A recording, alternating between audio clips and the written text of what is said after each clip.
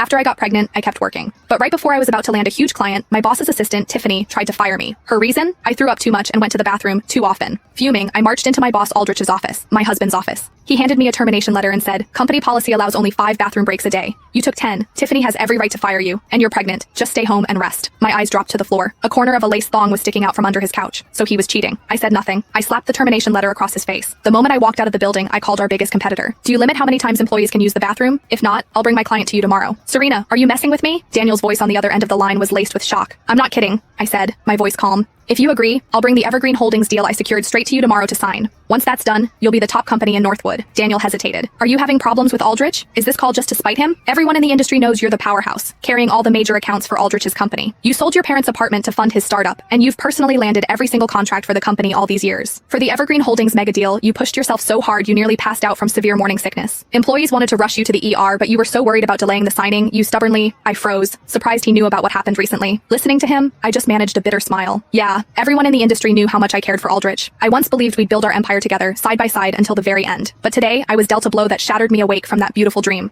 Aldrich and I started with nothing, 2 broke students, determined to carve out our own space in this big city. We built everything from scratch, pushing hard until today, finally owning our own company. 6 months ago, when I told him I was pregnant, his hands trembled with excitement. But when I suggested we get married, he fell silent for a long time before finally speaking. "Serena, once we secure Evergreen Holdings, our company will be #1. Our dream of making it big in this city will finally be realized. Don't you want to walk down the aisle when we're at our peak, at our most glorious moment? Let's get married after we close the Evergreen contract, okay?" I agreed. Yesterday, Evergreen Holdings confirmed the partnership, and the signing date was set. I was so overwhelmed, I collapsed on the street outside the office and ended up in the hospital. When I woke up, I rushed back to the company to prepare for the final signing, but I couldn't get in. The facial recognition failed. I'd been blacklisted. I found a familiar intern to let me in, only to find my office supplies dumped in the trash. Photos of Aldrich and me were covered in footprints, my smiling face defaced with black marker, and sitting at my personal desk was the new secretary, Tiffany. With her bright red nails, she scrolled through her phone, pulling up 3 months' worth of my bathroom break surveillance videos. New company rule: no more than 5 bathroom breaks during working hours, each not exceeding 5 minutes. You go a dozen times a day. Who knows if you're actually working or just taking a break? If everyone acted like you, how would the company function? I was stunned. Since when did the company have such a rule? I went to Aldrich's office and told him what happened. He simply said, his tone flat, "Tiffany was headhunted from a major corporation. The rules she's implementing are based on big company experience. We of course have to follow them." I tried to suppress my anger, explaining that my frequent bathroom trips were due to pregnancy and work stress. He waved his hand dismissively. "That's just your weak constitution. Don't use it as an excuse. Today, I'll make an exception because of your morning sickness. But in the future, if someone takes a break in the bathroom and then claims to be sick with diarrhea, am I supposed to pretend I don't see it? How can I manage then?" My face flushed with anger, my eyes burning. In his eyes, my pregnancy sickness was no different from an upset stomach. I was about to say something more when Tiffany walked in, phone in hand. "Serena, company policy states pregnant employees should be terminated. I only didn't fire you out of respect for Aldrich. But now you've violated the rules too many times. If I don't act, other employees will lose respect for me. How can I lead my team?